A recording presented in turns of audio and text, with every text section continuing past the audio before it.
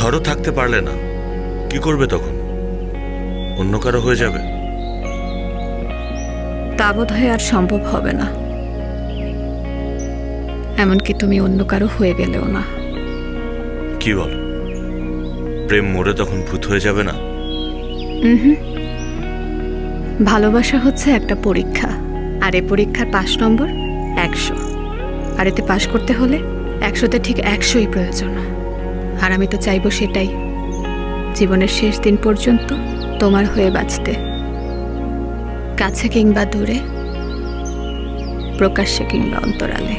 তোমার এই কথাগুলোর উত্তর হয়তো পুরো পৃথিবী এক করেও দেওয়া সম্ভব না। আমি এতটা হয়তো বুঝতেই পারিনি। তোমাকে ভালোবাসি সুরঞ্জনা। তোমার এই ইচ্ছেগুলো আজীবন আমার অনুপ্রেরণা হয়ে থাকবে। তোমার এই চাঁদের মতো মুখটা আমার কখনো চোখের আড়াল হবে না, কারণ আমার মনে তুমি আমি পাশাপাশি থাকি।